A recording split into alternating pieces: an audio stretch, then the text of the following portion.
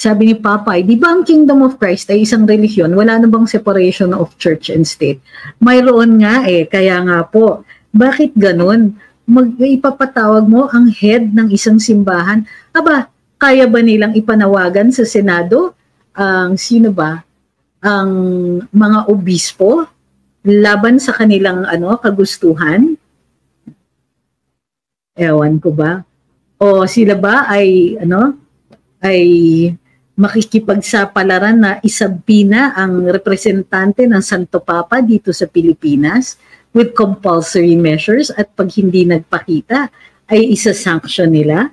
Parang ang tingin ko, nakakababa sila na may condescension.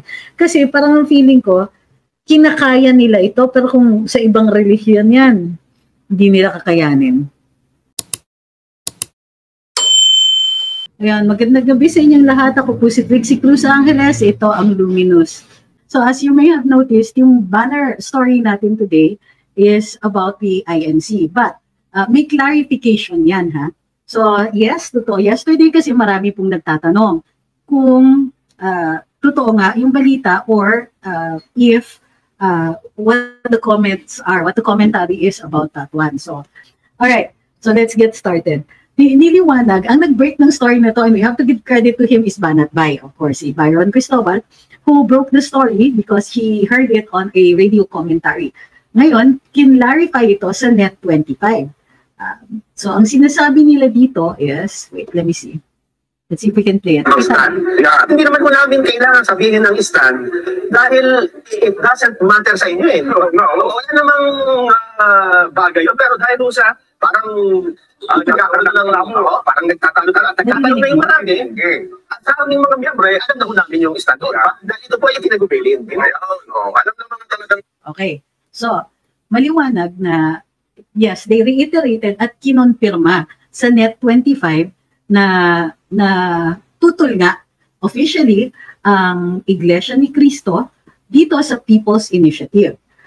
However, wala naman silang formal statement. Yun kasi iniintay natin bago tayo magkomentaryo doon. Nang sa gayon ay bigyan natin ng yung kumbaga, we wait for the official statement. So, in this case, they confirmed it. Kinumpirma po nila, pero niliwanag nila. Hindi po nila talaga formally in-announce yan. At least, yun yung komentaryo, yun yung sinabi sa Net25. Kasi, if ever an announcement was made, para lang doon sa mga miyembro ng INC, para lang doon sa mga kasapi, kasi hindi naman nila, it is not their intention na maapektuhan ng publiko or i-anunsyo ito sa publiko. Sila lang po ang mahalagang nakakaalam. So, ito kasi, just to clarify, na ang mga patakaran ng iglesia, mga notices nila and so on, are notices to their members. Hindi po nila intention nito isa publiko nang sa gayon ay may maapektuhan. So they had to be clear about this one. Gayon pa man, yun pa man ang kanilang pagliliwanag, maganda pa rin na marinig na dumadami po ang tumututol or dumarami ang nagkukumpirma ng kanilang pagtutol dito sa People's Initiative. Yun. Bukod pa dito, ang nakikita kasi natin at mahalaga pa rin na nakikita natin na marami pa rin ang tumututol kasi tumutuloy-tuloy pa rin ang pagpipirma at ang intensyon na ituloy ang People's Initiative at ilagay ito sa isang referendum. Sabi hindi ko alam yun nag-alala ako attorney sa voting ng Senado tungkol sa Chacha. Remember sa impeachment ni Corona, nabayaran. O yun na nga Diba yung impeachment ni Corona, well, nilabas later on ni Senator Jinggoy Ejercito in a privileged speech at sinabi niya na nagkaroon nga ng bayaran during the voting doon sa impeachment ni Corona at maliwanag daw na ilan lang po ang hindi tumanggap and therefore tainted yung decision na i-impeach si CJ Corona. Correct po yan. So, of course, that will always be a concern. Walang 100% foolproof dun sa pagdating dito sa mga botohan, both sa Kongreso at saka sa Senado. Let me check your comments first, Sabi ni Ma'am Christine, hot na hot mag-consti change, February 20, PTV, sabi, Kamara, naghain ng panibagong resolusyon para sa pag-amyenda sa economic provisions ng saligang batas gamit ang CONAS. RBH 7, ikinalugod ng ilang senador. Ikinalugod. Okay. Sabi ni Mami Salve, meron daw pong voucher na ipinamimigay para magkaroon ng discount sa bigas. Dapat lahat makinabang. Ay, naku, madam. Kung ayuda yan, hindi po lahat talaga. Kasi may iba naman sa atin, kaya naman natin kumbaga, kaya natin na ma-afford yung bigas. Kailangan hayaan na muna natin dun sa tunay na nangangailangan. Gayon pa man, di ba? Ang paggamit ng ayuda ay dapat tunay na pagkawang gawa. Tunay na pagtutulong, pero nakakataka lang talaga yung meron ayuda para dun sa almost poor. Pero tama po kayo. So, sabi ni Jomer, gurgurin kaya ng House ang Net 25? Ano kayong mangyari sa House pag ginurgur nilang INC? I doubt po, kasi nga, niliwanag nila na ang anunsyo, ang notice na yon, o ang paglabas ng balita ay hindi naging formal na announcement to the public. Instead, ito ay announcement sa kanilang mga kasapi. So, hindi naman po sila pwedeng parusahan para doon dahil internal po ito sa INC, sa iglesia. And it is nobody's business but their own. Kumbaga, gayon pa man, dahil maraming nagtatanong, gawa nga ng nailabas ito sa social media, iklinaro nila na tunay nga ang balita, ngunit hindi nila intention sana na isa publiko ito, except para liwanagin yung mga kuro-kuro o haka-haka na nakapalibot dito. Sabi ni Alan D, sabi ni Gadon, hindi daw totoo yung pahabain ang termino ni BBM sa Chacha. Economic changes lang daw. Well, yun naman talaga ang official stand ng ating Pangulo. Gayon pa man, hindi po yan ang stand pagdating sa People's Initiative. Yung stand na economic provisions lang ay yun yung sinuggest ng ating Pangulo at supposedly sumunod naman daw ang Senado pero ang Kamara de Representante parang hindi. At ang pirma ay tumutuloy-tuloy pa rin sa kanilang alikain na ituloy ang People's Initiative. Bukod pa doon, hindi rin maliwanag na sinasabi ng ating COMELEC. Ang sinasabi ng ating COMELEC dahil ang sinasabi nila ay suspended lang pansamantala habang ginagawa namin ang bagong IRR. Kasama naman daw doon sa pag-discuss ng bagong IRR ay kung tunay ngang walang batas o napawalang bisa ng Korte Suprema ang Batas 6735, ang RA 6735 na People's Initiative Act.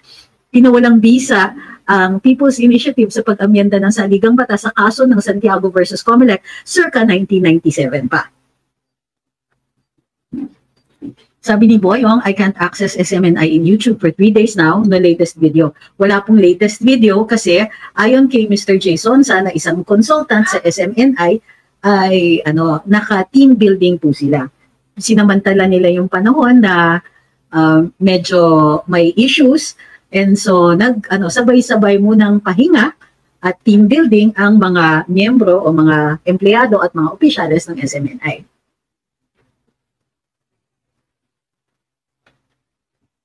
Sabi ni user 1177465, excited daw siya para sa speech ni FPRD February 25. Isa pa yon ay formal ng inanunsyo na guest speaker sa rally, prayer rally, sa February 25 sa Cebu, ang ating dating Pangulong Rodrigo Duterte.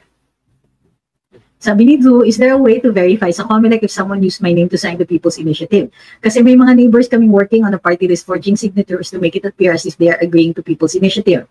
The reason I'm concerned is because they asked us to provide the IDs and details 2 years ago under the guise na required daw if in case we will ask for help from that party list. You can, pero only after the COMELEC has taken jurisdiction over the issue.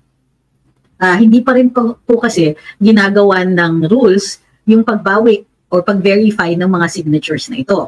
Yung iba na nagbawi ng kanilang mga signatures, alam nila na sila po ay pumirma.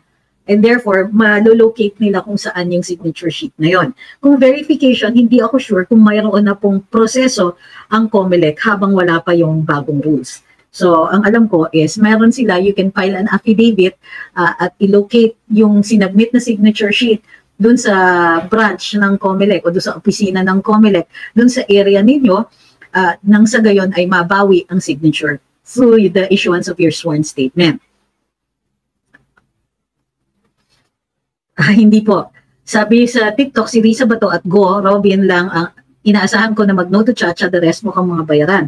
Ang stand actually ni Senator Robin is go to Chacha. So hindi ko alam kung sang-ayon din siya sa People's Initiative, pero ang pagkaintindi ko, oo.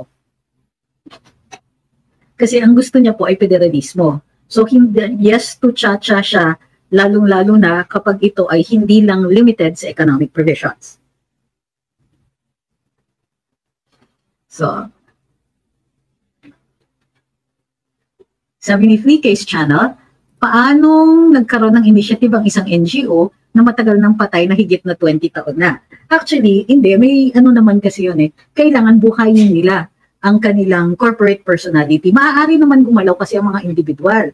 Pero to have official transactions, para sila po ay may bank account in the name of PIRMA, in the name of the organization, para magkaroon ng mga transaction sa pangalan ng NGO na yun, kailangan i-update nila ang kanilang incorporation.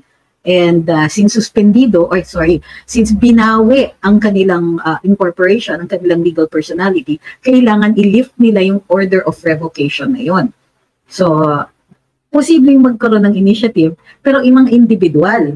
So, kasi kung under a corporation, di kailangan valid yung personality, legal personality na yun. So the reason why issue yung legal personality ng PIRMA is kasi sure tayo na hindi naman po sila talaga ang gumagalaw dito. And as a matter of fact, dininay nila nung naglabas sila ng mga ads. Diba? In-interview ang kanilang mga abogado at sinabi ng mga abogado ay hindi po kami konektado doon sa umiikot na People's Initiative. Sinasamantala lang nila yung pagkakataon na i-publicize at gawing bahagi ng diskursong pampubliko ang pagbabago dun sa saligang batas. But as it turns out, nung nagkaroon na ng Senate hearing, inaako na nila.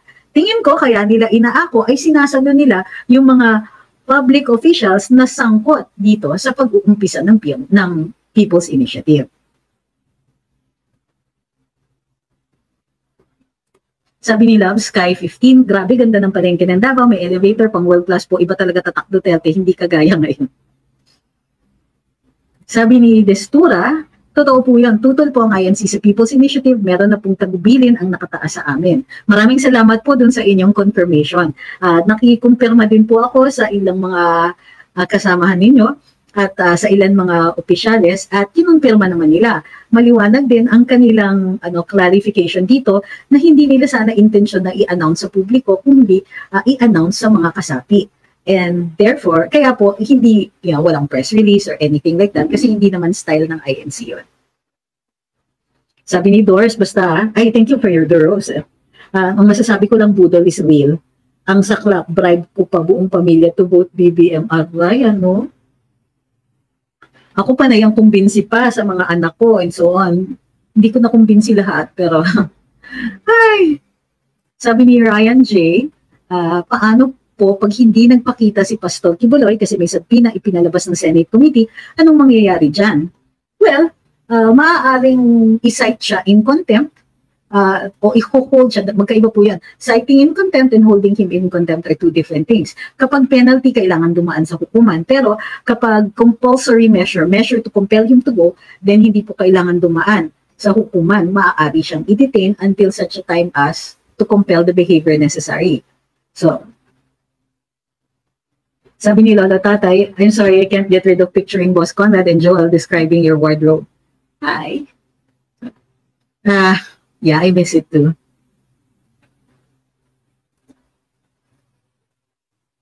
Yeah. Okay. Sabi ni Realme, si Senator Lisa, Bato at Go, Robin lang ang inaasahan ko na mag-no to Chacha. The rest mukhang mga bayaran. Hindi nga po, si Senator Robin ay pro-Chacha. Kasi that was his campaign promise na i-propose na siyang magsusulong ng federalismo at hindi mo magagawa ang federalismo na hindi binabago ang saligang batas. Gayon pa man, ang dami kasing dadaanan. Sabi ni Ma'am Marilu, sa amin naman, ako yung nag-convince na wag iboto si BBM pero di sila naniwala sa akin. Ala. Sabi ni Berich, ang pait kasi ng tsaa ko kasi chamomile lang ginamit ko. Hindi ako makainom. Sabi ni Berich, ano kayong pinag-usapan nila sa family dinner ng Marcos? Di siguro nila binabanggit ang PI kasi walang changes. What do you mean? Sabi ni Chester, good evening, lalo kang napapamahal sa aming mga hampas lupa. Hampas lupa din po ako. Pero ang admin na ito, lalong nakakagalit at nakakasuka. Keep up the good work and more power sa channel ninyo. Maraming salamat, sir. Sabi ni Rika Ke, hindi yan papakita si Pastor kay papahirapan at papahiyain siya doon sa Senado at sa Kongreso. Maliwanag din naman po ang pakay ni Senator Hontiveros dito ay para i-discredit lang siya. Kasi sa totoo lang, kung mayroon silang mga testigo at mayroon naman silang ebidensya at wala naman silang pakay na gumawa ng batas, bakit kakalad ka rin pa ang isang tao, lalo na ito ay konektado o bahagi ng isang relihiyon, para sa akin kasi, may epekto din po ito doon sa relihiyon na yon. May karapatan ang bawat mamamayan sa atin na may kalayaan mamili ng kanilang pananampalataya, mamili ng kanilang relihiyon o paniniwala, at kasama doon yung mga hindi ka maniniwala at iba-ibang mga opportunity, iba-ibang relihiyon maaari din dito.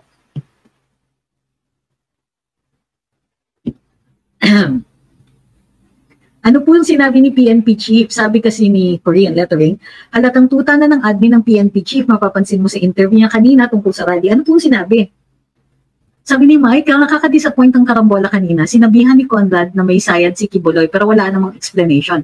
I'm not pro Kibuloy pero pro-justice ako. Bakit di na lang nila sampahan ng kaso? Totoo po yan. Naniniwala din po ako na kung bukod tanging ang Senado natin, sa mga ganito, ang Senado at ang legislature natin, wala kasing pwedeng mag-limit doon sa kanilang power to conduct an inquiry in aid of legislation. Pero in these cases, na maliwanag na parang gusto lang nilang mangpahiya, gusto lang nilang mang-discredit, at gusto lang nilang pahirapan itong suporta para sa mga Duterte, I wish they would stop it, sa totoo lang. Gayun pa man, it's legal, but unfair and unjust. Sabi ni Ferdinand Magellan, how I wish punta ka ng Cebu sa 25. Hindi po talaga kaya Posibleng pumunta ako pero hindi po sa 25. So meron din po kasi kami mga ilang issues on security and such things like that. Sabi ni Lani the Nanny's Vlog, di pa tayo nasanay sa antivirus na yan na mahilig talaga yan magbayad ng testigo na peke ang drama lang. Oh dear.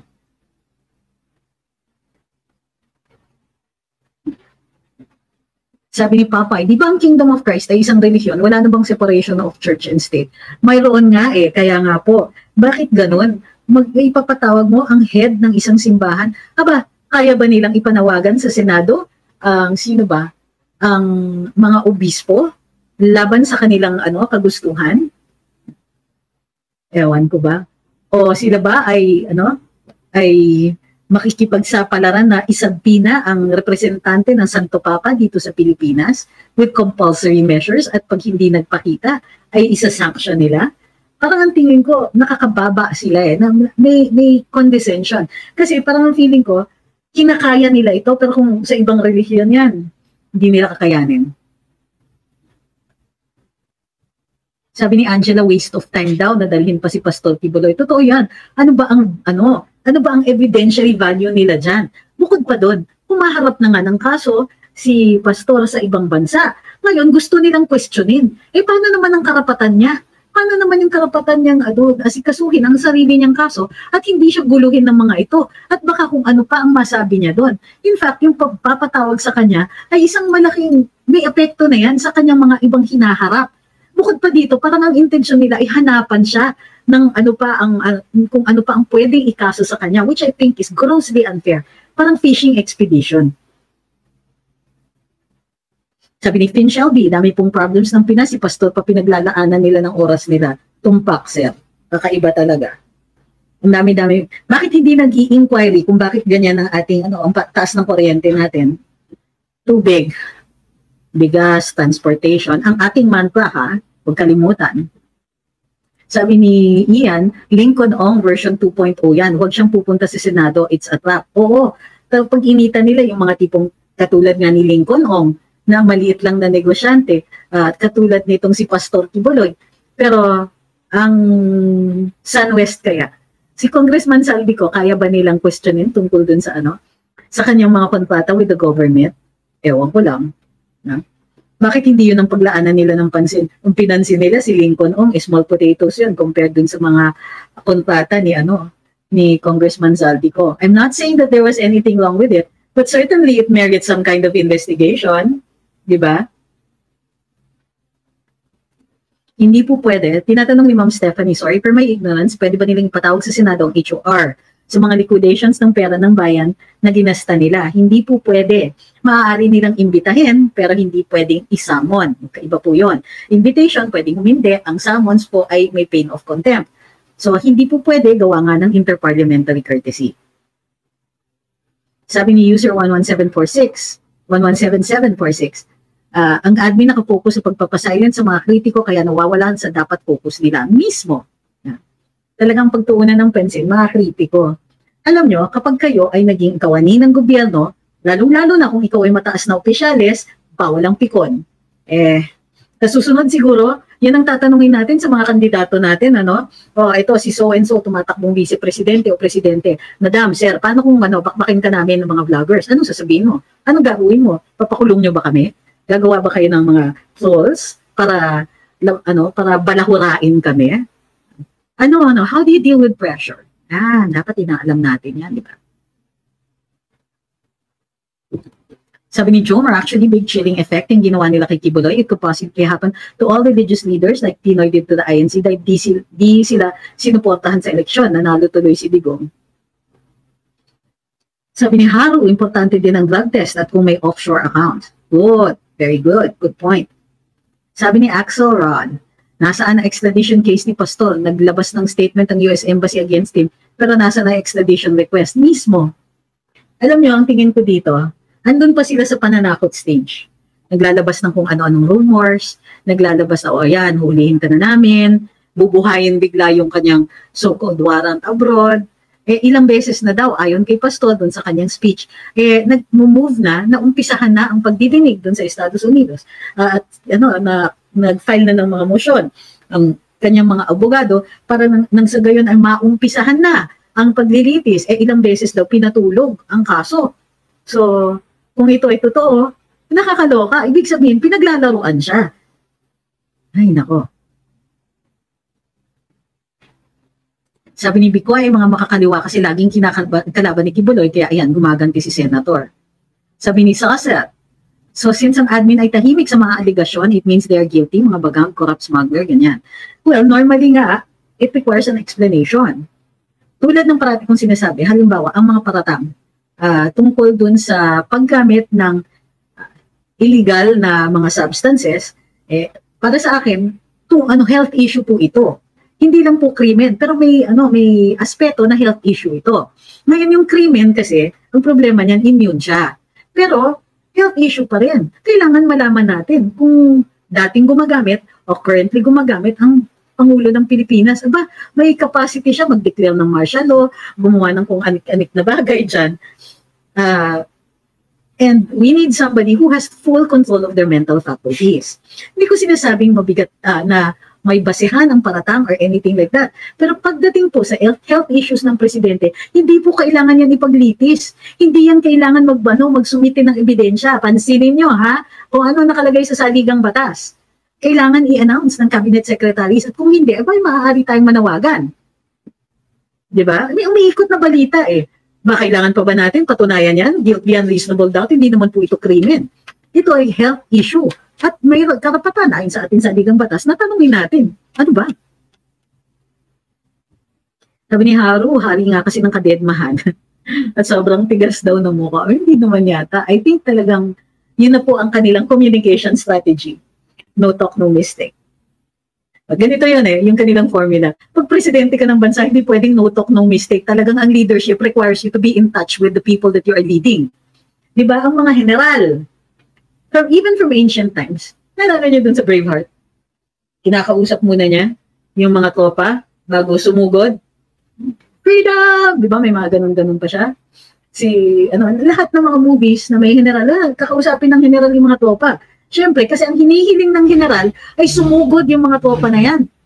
Sa ngalan ng hari, sa ngalan ng sovereign, for country, for God and country. Ganyan. Ang taong bayan, na siyang pinanggalingan, tayo yung sovereign, di ba? Tayo yung pinanggalingan ng power kung ano ginagamit ng Pangulo ng Pilipinas. At tayong nangangailangan ng kasagutan. Hindi po natin kailangan maghabla pa sa hukuman, kailangan nakikinig siya sa atin. Hindi naman dito kaso eh. Gusto lang natin malaman, Mr. President, merong mang nang-aakusa sa inyo at nababagabag ang ating isip. Di ba maaari naman tayong magtanong ng mga ganyan? Or for example, pwede natin sabihin, aba Mr. President, seryoso itong mga paratang na ito. Huwag mo kaming deadmahin. Kasi kung hindi ka magsasalita, it can cause confusion. And confusion is unstable. Siguro naman gusto ninyo ng stability. So, sumagot naman po kayo. Ngayon, kung ayaw ninyo, sa kakulangan ng balita, sa kakulangan ng impormasyon, may ibang taong magpupuno ng kakulangan na yon. So, the better part of valor, kumbaga, in this case, is to answer. Kung dededmahin niya, then ano yung mga conclusions natin? He doesn't care. He's too afraid. He might have to explain. Patay. And so on. So, di ba? It doesn't look good for him. At kung gusto nila ay tuloy-tuloy ang pagtitiwala ng taong bayan sa kanya, abay, sagutin niya. Kasi habang hindi niya sinasagot, abay, syempre, nababawasan ng tiwala. At yung hamon, showdown sa Luneta, drug test. Hindi ako na. Pero, at the very least, sagutin. Ang sagot I will not even dignify. Kung taong bayan ang nagtatanong, hindi lang ang dating Pangulo. Sabi ni, alam niyo guys, I would like to call you by name, pero it becomes impossible sometimes. Bantay sarado daw PNP ang statement sa rally. Baka may magsabi ng pag-aklas laban sa administrasyon, di daw palilipasin. Good luck with that. Sabi ni Ma'am Marilu, gusto lang sirain ang image ni Pastor para ma-connect yung sira kay PRD. At saka mawalan ng suporta. Tandaan ninyo, sa lakas ng SMNI nakapagpanalo ng isang presidente, di ba? Si Presidente BBM. At kaya din nila, malakas din ang kanilang kapangyarihan, kumbaga, ang kanilang boses na makapaghikayat dun sa mga panawagan ng dating Pangulo at sa mga secret wishes and desires natin sa governance.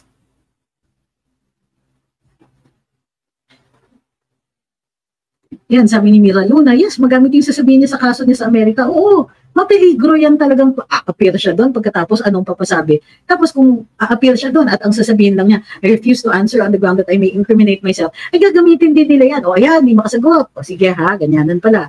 Si Presidente Marcos gaganunin din natin. O si Presidente Marcos di makasagot dun sa paratang, mga paratang ng ating dating Pangulo. Si Speaker Romualdez hindi sumasagot dun sa mga paratang. At hamon ni dating Pangulong Duterte. Sige, tingin ko dyan, lugi sila.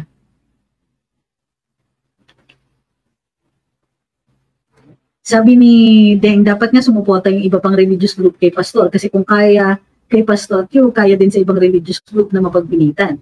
Sa ngayon po kasi, hindi po kasi matter of religion yung nararamdaman. Kumbaga, yung sinasabi ay kinahabol siya based on yung paglalabag sa batas.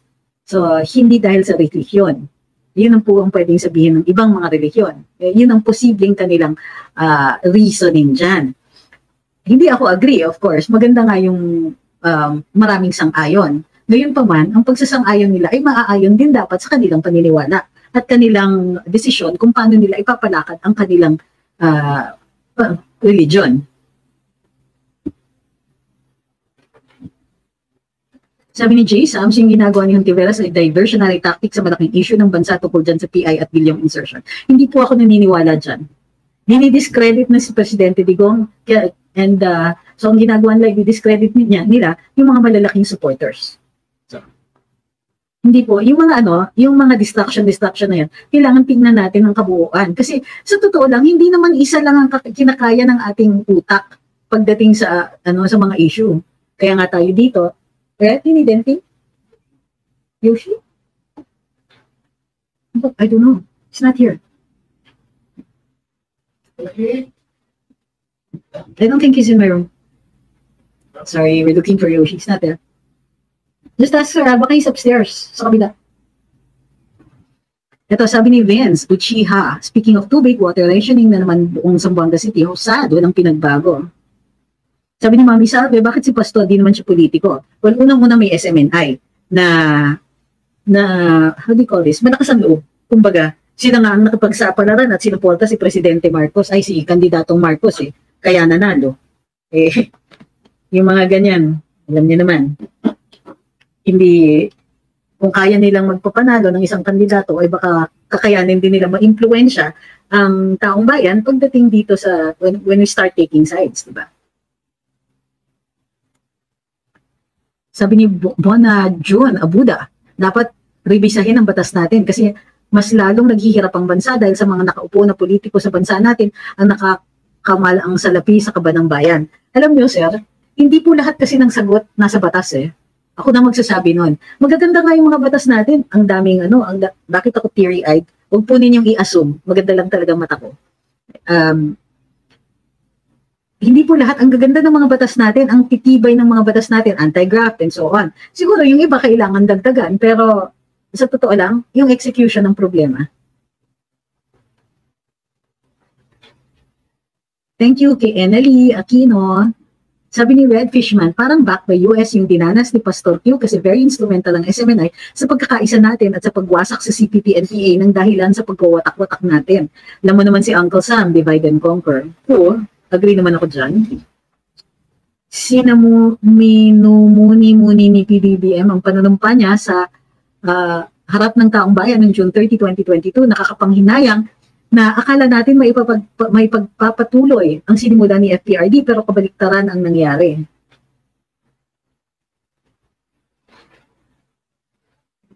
Sabi ni Proud Pinoy, sino pa ba daw sa Senado ang gustong mag-question kay Pastor Kibuloy? Wala po akong nakikita eh.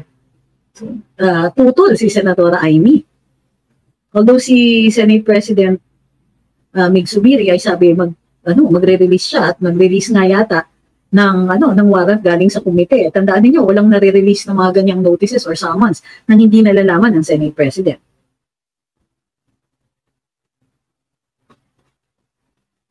Sabi ni Jam Sam, all roads lead to the Dutertes.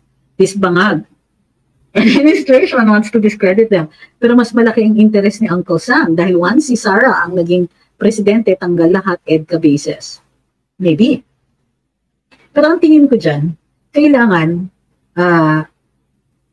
flexible ang magiging policy. Kumbaga, ang tingin ko dyan kailangan i-negate natin yung US backing. Hindi, kung masyadong matigas tayo na anti-US, tanggal lahat ng mga bases and all that, I think whoever will be emerging as the next leader, kailangan may flexibility. Pag nakaupo ka na, pwede ka nang magdigong style. Pero sa umpisa, be willing to talk, be willing to consider everything. Hindi pwede kasing masyadong lantaran yung side nyo, nawawalan ka ng bargaining power.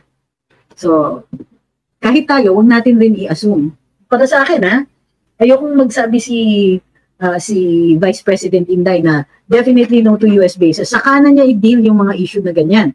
Kasi gusto natin magdalawang isip yung backer ng administrasyon. Hindi makikinig ang administrasyon as long as sa tingin nila, sila lang ang kausap ng mga foreign powers na ito. So we have to learn to play these things. Kailangan alam natin kung paano gagawa ng mga polisiya, kung paano natin lalaruin din or didiskartehan yung ganitong powers. Diba? Kailangan manigate natin yun. Yun po yung bukod tanging inaasahan nila ng administrasyon. Kung manigate natin yun, kung maano natin, masabi natin, alam niyo US, rising in dissatisfaction dito. At hindi nagpo-perform yung bata niyo Ngayon, kung medyo mas acceptable si Inday kesa sa tatay niya, consider ninyo. Kasi sa totoo lang, pagdating ng panahon, baka hindi nyo kayanin yung taong bayan.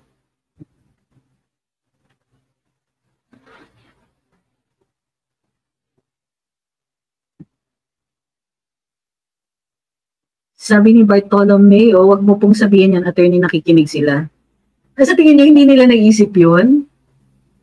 Yung discuss ko, para kayo yung makaintindi na posibleng gawin ito ng kahit sino. Kasi ang mangyayari niyan, maluloko kayo ng comms ng kabila kung hindi kayo prepared for these things.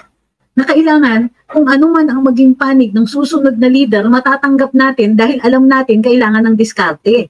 Hindi ito para sa kanila. May sapat silang mga nag-aabiso sa kanila at alam natin na alam nila yan. Hindi yan sikreto at hindi yan rocket science. So, ang kailangan, kayo ang nakakaalam na posibleng may ganitong mga laro. Posibleng ganito ang kailangan ng flexibility. Otherwise, you will turn against our candidates.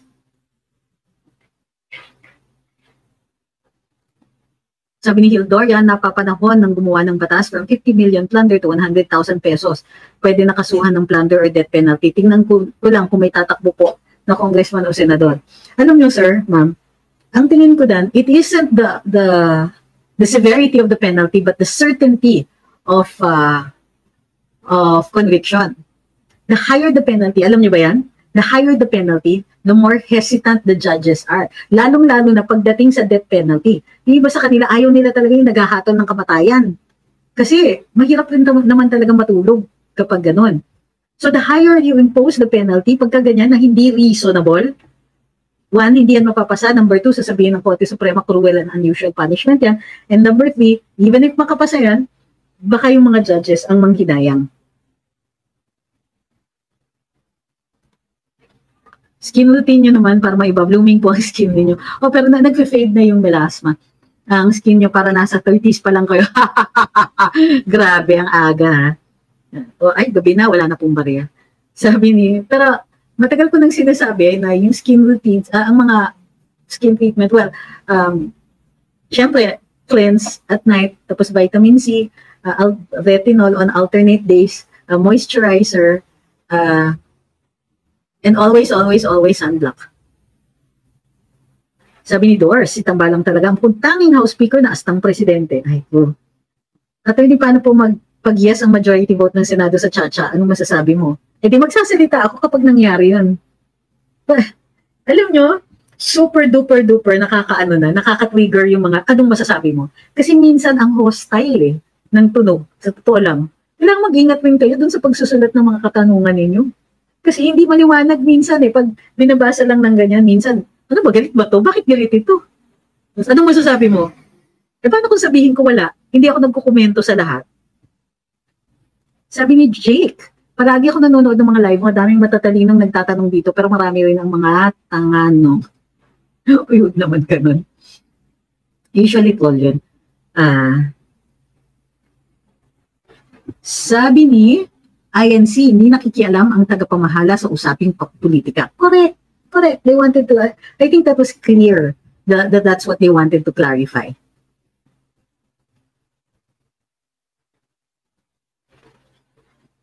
Nilabas nga nila, sabi ni Relex kasi, nilabas nga oo, pero ang clarification dyan ay hindi talaga nila inanunsyo. Kung napanood mo sa Net25, they also took great pains to say that. So wala naman pakialam ang ibang tao na hindi nila kasamahan, hindi nila kasapi, doon sa polisiya na internal sa kanila. So yung kung sakali man nagkaroon ng desisyon na ganyan, ay para lang sa kanilang mga kasapi.